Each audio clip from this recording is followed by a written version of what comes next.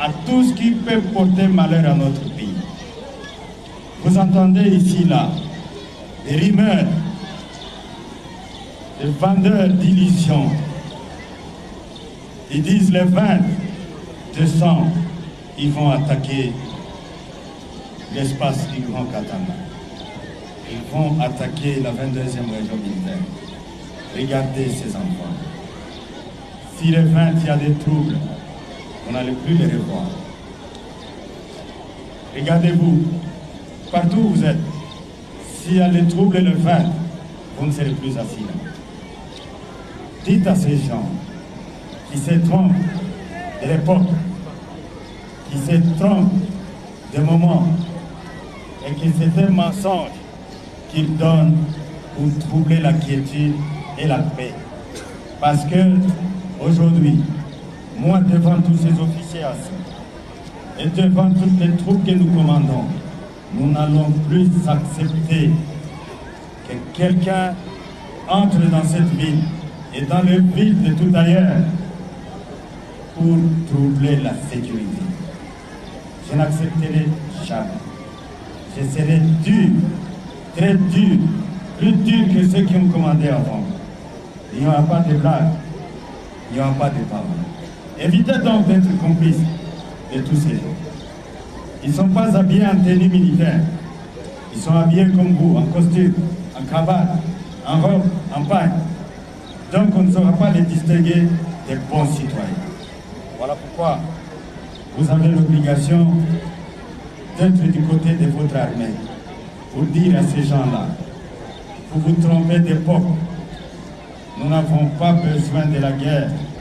Nous avons besoin de la paix pour construire les écoles, pour construire les routes, pour construire les maisons, pour construire les hôpitaux, pour construire tout ce qui doit favoriser le progrès et le développement de notre pays. Nous avons besoin de la sécurité pour que chacun, les mamans vont au champ, les papas vont au travail qu'ils font, les enfants à l'école, que chaque personne fasse ce qu'il peut faire. Nous n'avons pas besoin de troubles qui importent le malheur. Voilà le message que je donne à vous pour le transmettre à toute votre population. Dénoncez tous les criminels. Dénoncez tous les traîtres, que ce soit parmi les civils, que ce soit parmi vous les officiers. Je profite de cette occasion pour vous mettre en garde. Il y a ce bruit-là qui continue à être propagé. Je vous interdis, vous officiers, à travers vous toutes vos unités. Si quelqu'un d'entre vous est accusé de complicité avec l'ennemi, qui sera fusillé, la peine de mort est restaurée. Elle est d'application. Vous êtes donc prévenus. Si vous êtes accusé, vous êtes dénoncé de complicité avec l'ennemi, de trahir votre pays, vous serez fusillé. Les temps ont passé. Les moments ont changé. Je vous appelle à la loyauté, à la fidélité et au courage, au sacrifice pour défendre votre pays. Ainsi, Monsieur le directeur de l'école primaire Boulogne, je vous dis merci parce que vous avez eu le courage.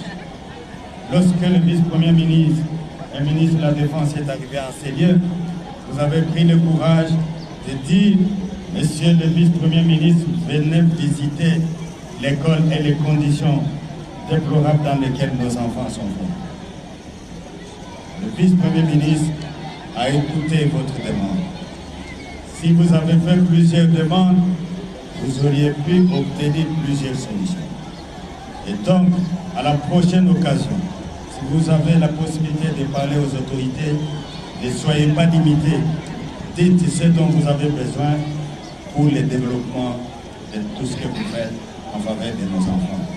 Je vous dis merci et en ces lieux, je voudrais vous appeler devant l'Assemblée pour recevoir symboliquement ce que le vice-premier ministre, le ministre de la Défense a ordonné de faire pour vos enfants.